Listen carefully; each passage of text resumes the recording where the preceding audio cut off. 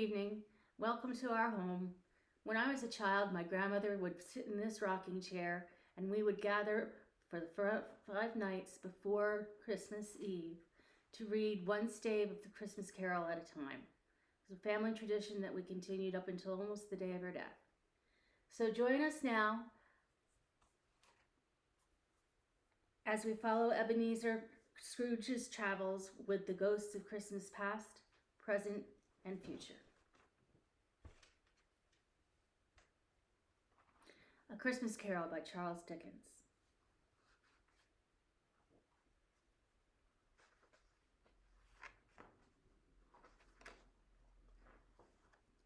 Stave 1, Marley's Ghost. Marley was dead to begin with. There's no doubt whatever about that.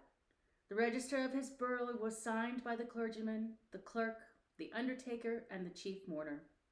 Scrooge signed it, and Scrooge's name was good upon change for anything he chose to put his hand to. Old Marley was as dead as a doornail. Mind, I don't mean to say that I know of my own knowledge what there is particularly dead about a doornail. I might have been inclined myself to regard a coffin nail as the deadest piece of ironmongery in the trade. But the wisdom of our ancestors is in the simile, and my unhallowed hands shall not disturb it, or the country's done for. You will therefore, of course, permit me to repeat, emphatically, that Marley was as dead as a doornail. Scrooge knew he was dead? Of course he did. How could it be otherwise? Scrooge and he were partners for I don't know how many years. Scrooge was his sole executor, his sole administrator, his sole assign, his sole residuary legatee, his sole friend, and sole mourner. And even Scrooge was not so dreadfully cut up by the sad event, but that he was an excellent man of business on the very day of the funeral, and solemnized it with an undoubtable bargain. The mention of Marley's funeral brings me back to the point I started from. There is no doubt that Marley was dead. This must be distinctly understood, or nothing wonderful can come of the story I am going to relate. If we were not perfectly convinced that Hamlet's father died before the play began, there would be nothing more remarkable in his taking a stroll at night in an easterly wind upon his own ramparts than there would be in any other middle-aged gentleman rashly turning out after dark in a breezy spot, say St. Paul's churchyard, for instance, literally to astonish his son's weak mind. Scrooge never painted out old Marley's name. There it stood years afterwards above the warehouse door, Scrooge and Marley. The firm was known as Scrooge and Marley. Sometimes people new to the business called Scrooge, and sometimes Marley. But he answered to both names. It was all the same to him. Oh, but he was a tight-fisted hand at the grindstone, Scrooge. A squeezing, wrenching, grasping, scraping, clutching, covetous old sinner. Hard and sharp as flint, from which no steel had ever struck out generous fire, secret and self-contained, and solitary as an oyster. The cold within him froze his old features, nipped his pointed nose, shriveled his cheek, stiffened his gait, made his eyes red, his thin lips blue, and spoke out shrewdly in his grating voice. A frosty rime was on his head and on his eyebrows and his wiry chin. He carried his own low temperature always about with him. He iced his office in the dog days and didn't thaw at 1 degree at Christmas. External heat and cold had little influence on Scrooge. No warmth could warm, no wintry weather chill him. No wind that blew was bitterer than he. No falling snow was more intent upon its purpose. No pelting rain less open to entreaty. Foul weather didn't know where to have him. The heaviest rain and snow and hail and sleet could boast of the advantage over him in only one respect. They often came down handsomely, and Scrooge never did. Nobody ever stopped him in the street to say with gladsome looks, "My dear Scrooge, how are you? When will you come to see me?" No beggars implored him to bestow a trifle. No children asked him what it was the clock. No man or woman ever once in all his life inquired the way to such and such a place of Scrooge. Even the blind men's dogs appeared to know him, and when they saw him coming on, would tug their owners into doorways and up courts, and then would wag their tails as though they said, no eye at all is better than an evil eye, Dark Master. But what did Scrooge care? It was the very thing he liked. To edge his way along the crowded paths of life, warning all human sympathy to keep its distance, was that the knowing ones called nuts to Scrooge. Once upon a time, of all the good days in the year, on Christmas Eve, old Scrooge sat busy in his counting house. It was cold, bleak, biting weather, foggy withal, and he could hear the people in the court outside go wheezing up and down, beating their hands upon their breasts, and stamping their feet upon the pavement stones to warm them. The city clocks had only just gone 3, but it was quite dark already. It had not been light all day, and candles were flaring in the windows of the neighboring offices, like ruddy smears upon the palpable brown air. The fog came pouring in at every chink and keyhole, and was so dense without that although the court was of the narrowest, the houses opposite were mere phantoms. To see the dingy cloud come drooping down, obscuring everything, one might have thought that nature lived hard by and was brewing on a large scale. Cheers.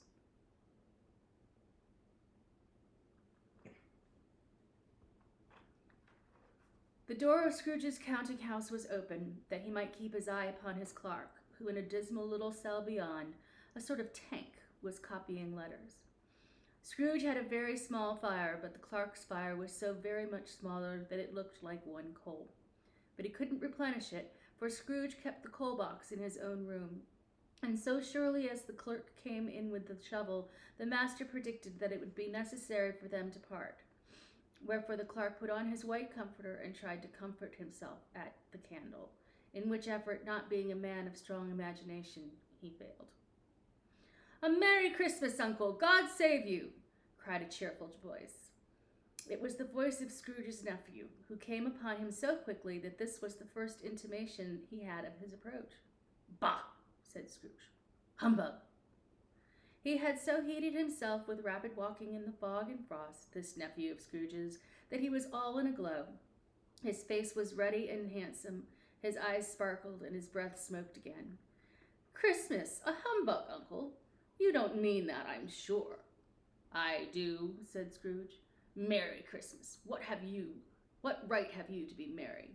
What reason have you to be merry? You're poor enough." "Come then," returned the nephew gaily. "What right have you to be dismal? What reason have you to be morose? You're rich enough." Scrooge, having no better answer ready on the spur of the moment, said "Bah!" again, and followed it up with "Humbug!" "Don't be cross," said the nephew. "What else can I be?" returned the uncle, "when I live in such a world of fools as this? Merry Christmas! Out upon Merry Christmas! What's Christmas time to you but a time for paying bills without money? A time for finding yourself a year older and not an hour richer? A time for balancing your books and having every item in them through a round dozen of months presented dead against you? If I could work my will," said Scrooge indignantly, "every idiot who goes about with 'Merry Christmas' on his lips should be boiled with his own pudding and buried with a stake of holly through his heart. He should." "Uncle!" pleaded the nephew. "Nephew!" returned the uncle sternly. "Keep Christmas in your own way and let me keep it in mine." "Keep it?" repeated Scrooge's nephew. "But you don't keep it." "Let me leave it alone then," said Scrooge. "Much good it may do you. Much good has it ever done you." "There are many things from which I might have derived good, but by which I have not profited, I dare say," returned the nephew. "Christmas among the rest. But I am sure I have always thought of Christmas time, when it has come round again, apart from the veneration due to its sacred name and origin, if anything belonging to it can be apart from that, as a good time, a kind, forgiving, charitable, pleasant time. The only time I know of in the long calendar of the year when men and women seem by one consent to open their shut-up hearts freely, and to think of people below them as if they really were fellow passengers to the grave, and not another race of creatures bound on other journeys. And therefore, Uncle, Though it has never put a scrap of gold or silver in my pocket, I believe that it has done me good and will do me good, and I say God bless it." The clerk in the tank involuntarily applauded. Becoming immediately sensible of the impropriety, he poked the fire and extinguished the last frail spark forever. "Let me hear another sound from you," said Scrooge, "and you'll keep your Christmas by losing your situation. You're quite a powerful speaker, sir," he added, turning to his nephew. "I wonder you don't go into Parliament." "Don't be angry, Uncle. Come, dine with us tomorrow." Scrooge said he would see him. Yes, indeed, he did. He went the whole length of the expression and said that he would see him in that extremity first. "But why?" cried Scrooge's nephew. "Why?" "Why did you get married?" said Scrooge. "Because I fell in love." "Because you fell in love," growled Scrooge, as if that were the only one thing in the world more ridiculous than a Merry Christmas. "Good afternoon." "Nay, Uncle, but you never came to see me before that happened. Why give it as a reason for not coming now?" "Good afternoon," said Scrooge. "I want nothing from you. I ask nothing of you. Why cannot we be friends?" "Good afternoon." "I am sorry with all my heart to find you so resolute. We have never had any quarrel to which I have been a party, but I have made the trial in homage to Christmas, and I'll keep my Christmas humor to the last. So, a Merry Christmas, Uncle." "Good afternoon," said Scrooge. "And a Happy New Year." "Good afternoon," said Scrooge. His nephew left the room without an angry word, notwithstanding. He stopped at the outer door to bestow the greetings of the season on the clerk, who, cold as he was warmer than Scrooge, for he returned them cordially. "There's another fellow," muttered Scrooge, who overheard him, "my clerk with 15 shillings a week and a wife and family, talking about a Merry Christmas. I'll retire to Bedlam." This lunatic, in letting Scrooge's nephew out, had let 2 other people in. They were portly gentlemen, pleasant to behold, and now stood with their hats off in Scrooge's office. They had books and papers in their hands and bowed to him. "Scrooge and Marley's, I believe?" said one of the gentlemen, referring to his list. "Have I the pleasure of addressing Mr. Scrooge or Mr. Marley?"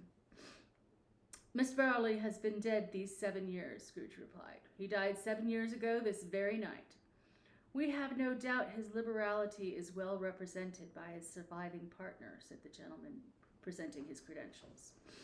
It certainly was, for they had been 2 kindred spirits. At the ominous word liberality, Scrooge frowned and shook his head and handed the credentials back. "At this festive season of the year, Mr. Scrooge," said the gentleman, taking up a pen, "it is more than usually desirable that we should make some slight provision for the poor and destitute, who suffer greatly at the present time. Many thousands are in want of common necessaries. Hundreds of thousands are in want of common comforts, sir." "Are there no prisons?" asked Scrooge. "Plenty of prisons," said the gentleman, laying down the pen again. "And the union workhouses?" demanded Scrooge. "Are they still in operation?" "They are, still," returned the gentleman. "I wish I could say they were not." "The treadmill and the poor law are in full vigor, then?" "Both very busy, sir." "Ah! I was afraid from what you said at first that something had occurred to stop them in their useful course," said Scrooge. "I am very glad to hear it." "Under the impression that they scarcely furnish Christian cheer of mind or body to the multitude," returned the gentleman. "A few of us are endeavoring to raise a fund to buy the poor some meat and drink and means of warmth. We choose this time because it is a time of all others when want is keenly felt and abundance rejoices. What shall I put you down for?" "Nothing," Scrooge replied. "Oh, you wish to be anonymous?" "I wish to be left alone," said Scrooge. "Since you ask me what I wish, gentlemen, that is my answer. I don't make myself merry at Christmas, and I can't afford to make idle people merry. I help to support the establishments I have mentioned. They cost enough, and those who are badly off must go there. Many can't go there, and many would rather die." "If they would rather die," said Scrooge, "they had better do it and decrease the surplus population. Besides, excuse me, I don't know that." "But you might know it," observed the gentleman. "It's not my business. It's enough for a man to understand his own business and not to interfere with other people's. Mine occupies me constantly. Good afternoon, gentlemen. Seeing clearly that it would be useless to pursue their point, the gentleman withdrew. Scrooge resumed his labors with an improved opinion of himself, and in a more facetious temper than was usual with him. Meanwhile, the fog and darkness thickened so that people ran about with flaring links, proffering their services to go before horses and carriages and conduct them on their way. The ancient tower of a church, whose gruff old bell was always peeping slyly down at Scrooge out of a Gothic window in the wall, became invisible, and struck the hours and quarters in the clouds, with tremulous vibrations afterwards, as if its teeth were chattering in its frozen head up there. The cold became intense. In the main street at the corner of the court, some laborers were repairing the gas pipes, and had lighted a great fire in a brazier, round which a party of ragged men and boys were gathered, warming their hands and winking their eyes before the blaze in rapture. The water plug being left in solitude, its overflowing suddenly congealed and turned to misanthropic ice. The brightness of the shops, where holly springs and berries crackled in the lamp heat of the windows, made pale faces ruddy as they passed. Poulterers' and grocers' trades became a splendid joke, a glorious pageant with which it was next to impossible to believe that such dull principles as bargain and sale had anything to do. The Lord Mayor, in the stronghold of the mighty mansion house, gave orders to his 50 cooks and butlers to keep Christmas as a Lord Mayor's household should, and even the little tailor, whom he had fined 5 shillings on the previous Monday for being drunk and bloodthirsty in the streets, stirred up tomorrow's pudding in his garret, while his lean wife and the baby sallied out to buy the beef. Foggier yet and colder, piercing, searching, biting cold. If the good St. Dunstan had but nipped the evil spirit's nose with a touch of such weather as that, instead of using his familiar weapons, then indeed he would have roared to lusty purpose.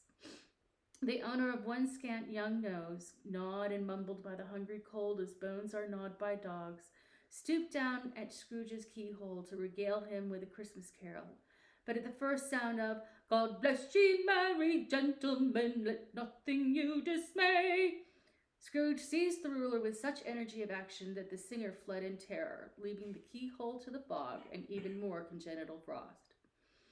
At length the hour of shutting up the counting-house arrived. With an ill will, Scrooge dismounted from his stool and tacitly admitted the fact to the expectant clerk in the tank, who instantly snuffed out his candle and put on his hat. "You'll want all day tomorrow, I suppose." "If quite convenient, sir." "It's not convenient, and it's not fair. If I was to stop half a crown for it, you'd think yourself ill-used, I'd be bound." The clerk smiled faintly. "And yet, you don't think me ill-used when I pay a day's wages for no work."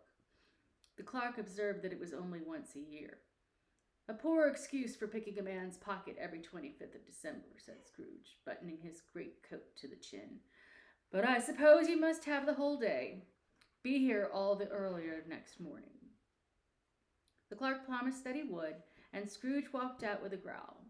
The office was closed in a twinkling, and the clerk, with the long ends of his white comforter dangling below his waist, for he boasted no greatcoat, went down a slide-on cornhill at the end of a lane of boys 20 times in honor of its being Christmas Eve, and then ran home to Camden Town as hard as he could pelt to play at Blind Man's Bluff. Scrooge took his melancholy dinner in his usual melancholy tavern, and having read all the papers and beguiled the rest of the evening with his banker's book, went home to bed.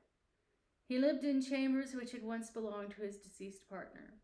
They were a gloomy suite of rooms in a large, lowering pile of building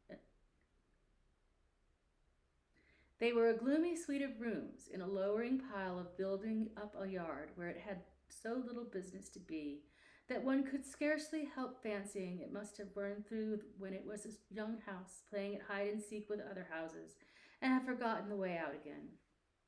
It was old enough now and dreary enough, for nobody lived in it but Scrooge, the other rooms being all let out as offices. The yard was so dark that even Scrooge, who knew its very stone, was fain to grope with his hands. The fog and frost so hung about the black old gateway of the house that it seemed as if the genius of the weather sat in mournful meditation on the threshold. Now, it is a fact that there was nothing at all particular about the knocker on the door, except that it was very large. It is also a fact that Scrooge had seen it, night and morning, during his whole residence in that place. Also, that Scrooge had as little of what is called fancy about him as any man in the city of London, even including, which is a bold world, the corporation, alderman, and livery. Let it also be borne in mind that Scrooge had not bestowed one thought on Marley since his last mention of his 7 years dead partner that afternoon. And let any man explain to me, if he can, how it happened that Scrooge, having his key in the lock of the door, saw in the knocker, without its undergoing any intermediate process of change, not a knocker, but Marley's face. Marley's face. It was not in impenetrable shadow as the other objects in the yard were, but had a dismal light about it, like a bad lobster in a dark cellar. It was not angry or ferocious, but looked at Scrooge as Marley used to look, with ghostly spectacles turned up in its ghostly forehead. The hair was curiously stirred, as if by breath or hot air, and though the eyes were wide open, they were perfectly motionless. That and its livid color made it horrible, but its horror seemed to be in spite of the face and beyond its control rather than a part of its own expression. As Scrooge looked fixedly at this phenomenon, it was a knocker again. To say that he was not startled or that his blood was not conscious of a terrible sensation to which it had been a stranger from infancy would be untrue. But he put his hand upon the key he had relinquished, turned it sturdily, walked in, and lighted his candle. He did pause with a moment's irresolution before he shut the door, and he did look cautiously behind it first, as if he half expected to be terrified with the sight of Marley's pigtails sticking out into the hall. But there was nothing on the back of the door except the screws and nuts that held the knocker on, so he said, "Pooh-pooh," and closed it with a bang. The sound resounded through the house like thunder. Every room above and every cask in the wine merchant's cellars below appeared to have a separate peal of echoes of its own. Scrooge was not a man to be frightened by echoes. He fastened the door and walked across the hall and up the stairs, slowly, too, trimming his candle as he went. You may talk vaguely about driving a coach and six up a good old flight of stairs, or through a bad young Act of Parliament. But I mean to say you might have got a hearse up that staircase and taken it broadways with the splinter bar towards the wall and the door towards the balustrades, and done it easy. There was plenty of width for that and room to spare, which is perhaps the reason why Scrooge thought he saw a locomotive hearse going on before him in the gloom. Half a dozen gas lamps out of the street wouldn't have lighted the entry too well, so you may suppose that it was pretty dark with Scrooge's dip. Up Scrooge went, not caring a button for that. Darkness is cheap, and Scrooge liked it. But before he shut his heavy door, he walked through his rooms to see that all was right. He had just enough recollection of the face to desire to do that. Sitting room, bedroom, lumber room, all as they should be. Nobody under the table, nobody under the sofa, a small fire in the grate, spoon and basin ready, and the little saucepan of gruel, Scrooge had a cold in his head, upon the hob. Nobody under the bed, nobody in the closet, nobody in his dressing gown, which is hanging up in a suspicious attitude against the wall. Lumber room as usual, old fire guard, old shoes, 2 fish baskets, washing stand on 3 legs, and a poker.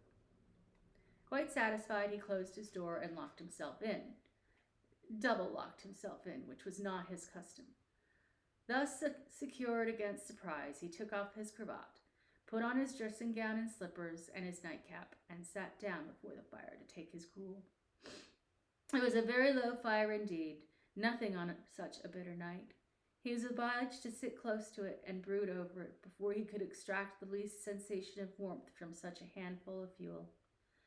The fireplace was an old one built by some Dutch merchant long ago and paved all round with quaint Dutch tiles designed to illustrate the scriptures.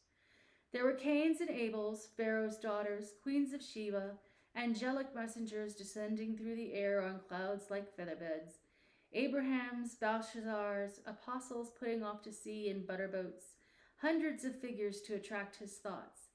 And yet that face of Marley, 7 years dead, came like the ancient prophet's rod and swallowed up the whole.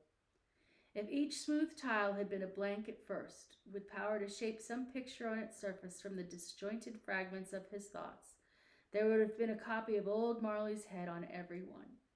"Humbug," said Scrooge, and walked across the room. After several turns, he sat down again. As he threw his head back in the chair, his glance happened to rest upon a bell, a disused bell, that hung in the room and communicated for some purpose now forgotten with a chamber in the highest story of the building. It was with great astonishment and with a strange, inexplicable dread that as he looked, he saw this bell begin to swing.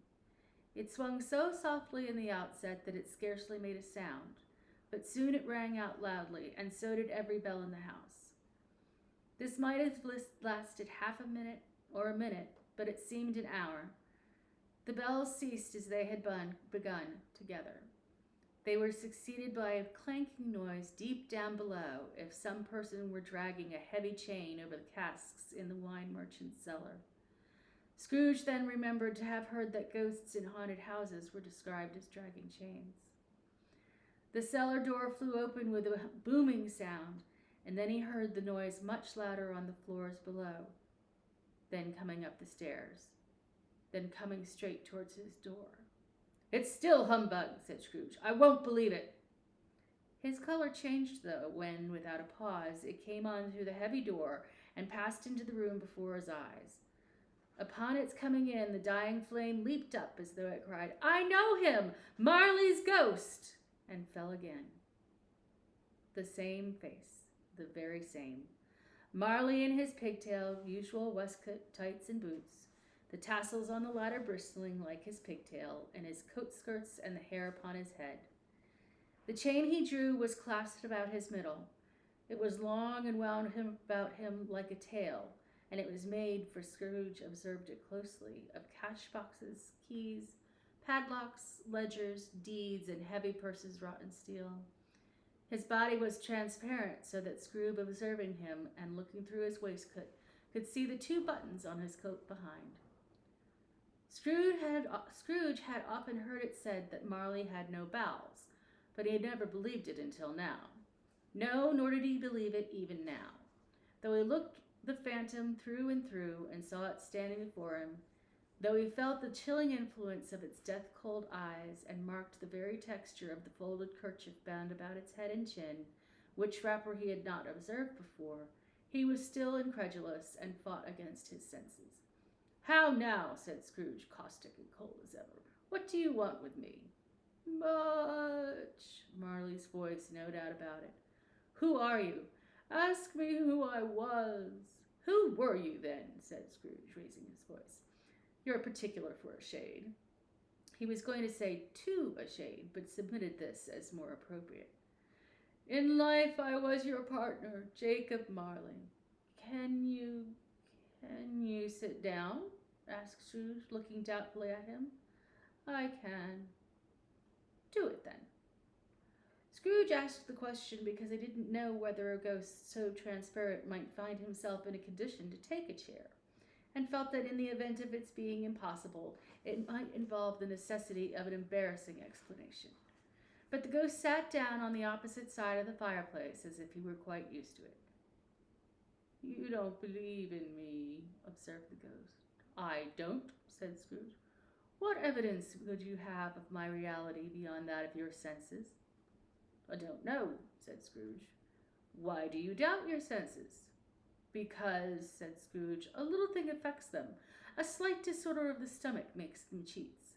You may be an undigested bit of beef, a blot of mustard, a crumb of cheese, a fragment of an underdone potato. There's more of gravy than of grave about you, whatever you are."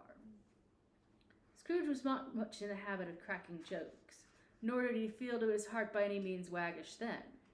The truth is that he tried to be smart, as a means of distracting his own attention and keeping down his terror, for the specter's voice disturbed the very marrow in his bones. To sit staring at those fixed, glazed eyes in silence for a moment would play, Scrooge felt, the very deuce with him. There was something very awful, too, in the specter's being provided with an infernal atmosphere of his own. Scrooge could not feel it himself, but this was clearly the case. For though the ghost sat perfectly motionless, its hair and skirts and tassels were still agitated as by the hot vapor from an oven.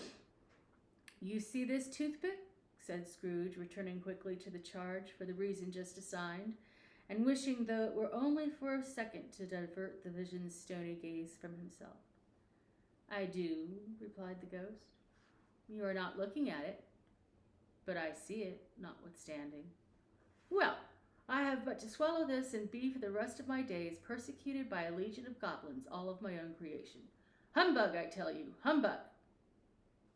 At this the spirit raised a frightful cry and shook its chain with such a dismal and appalling noise that Scrooge held on tight to his chair to save himself from falling in a swoon. But how much greater was his horror when the phantom, taking off the bandage round his head as if it were too warm to wear indoors, its lower jaw dropped down upon its breast. Scrooge fell upon his knees and clapped his hands before his face. "Mercy," he said, "dreadful apparition, why do you trouble me?" "Man of the worldly mind," replied the ghost, "do you believe in me or not?" "I do," said Scrooge. "I must. But why do spirits walk the earth, and why do they come to me?" "It is required of every man," the ghost returned, "that the spirit within him should walk abroad among his fellow men, and travel far and wide. And if that spirit goes not forth in life, it is condemned to do so after death. It is doomed to wander through the world, oh, woe is me, and witness what it cannot share, but might have shared on earth, and turn to happiness." Again the spectre raised a cry and shook its chain and wrung its shadowy hands. "You are fettered," said Scrooge, trembling. "Tell me why." "I wear the chain I forged in life.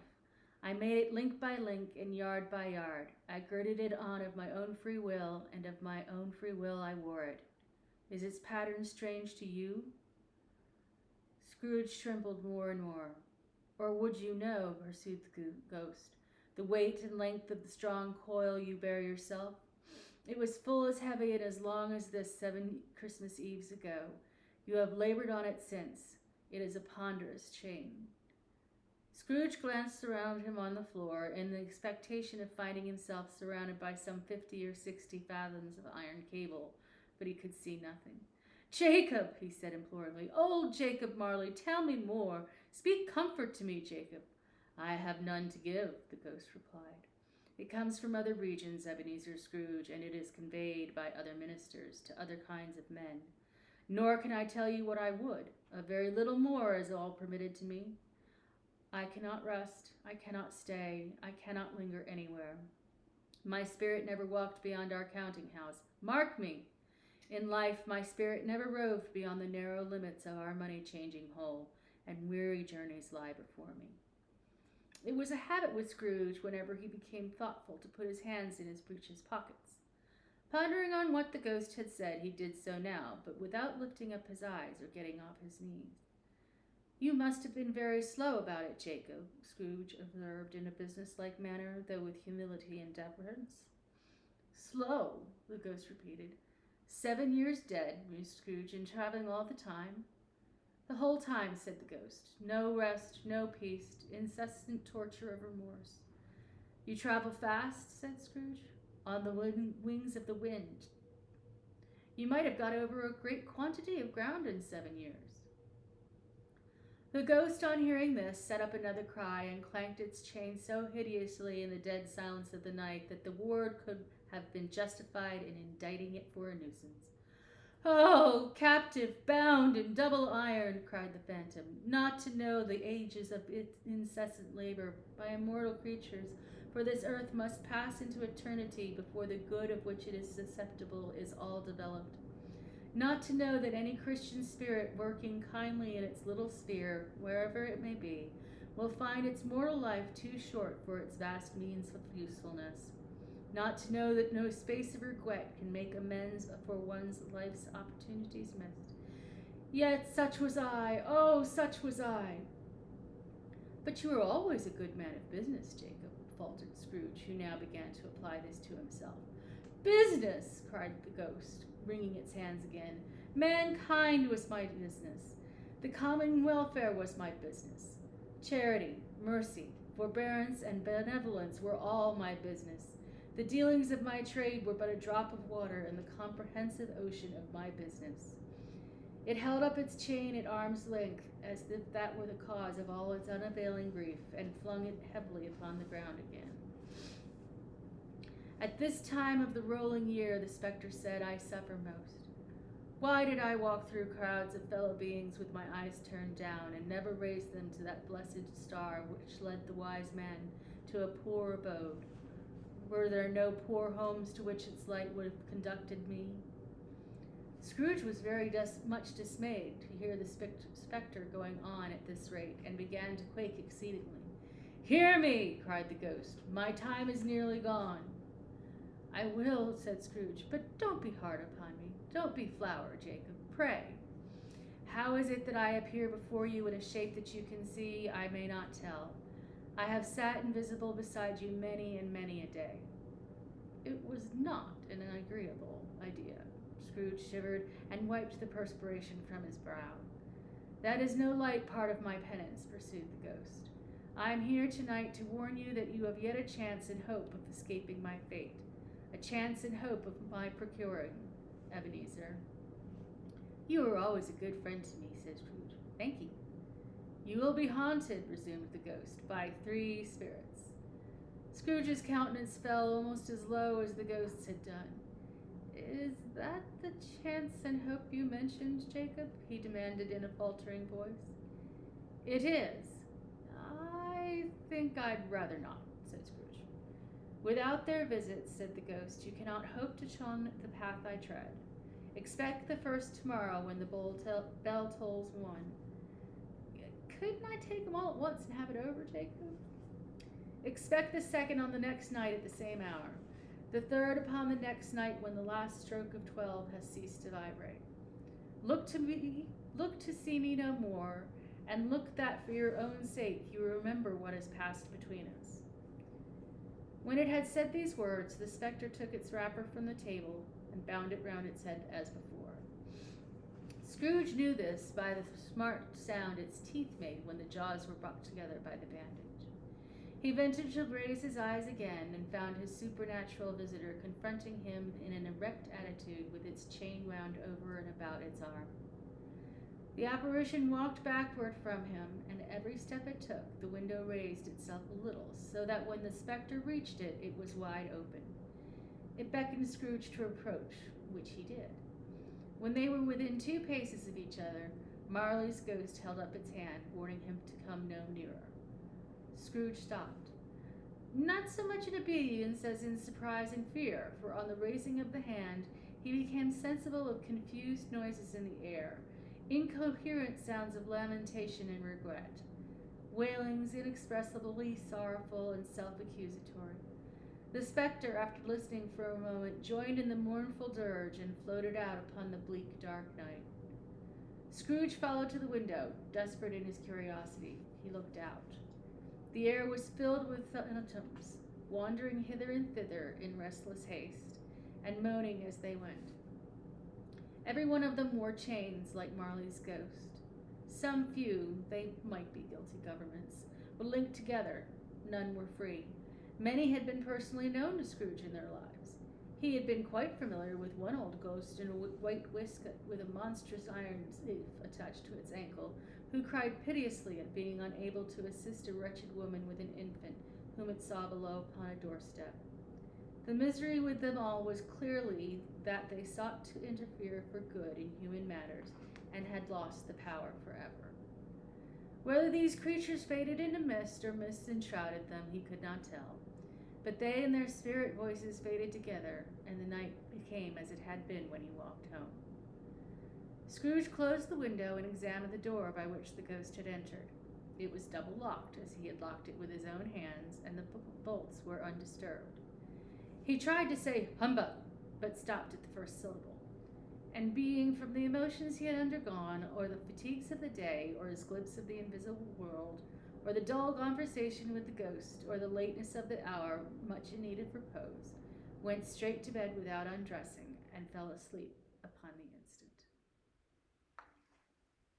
Join us tomorrow for Stave 2, the first of the three spirits. Good night.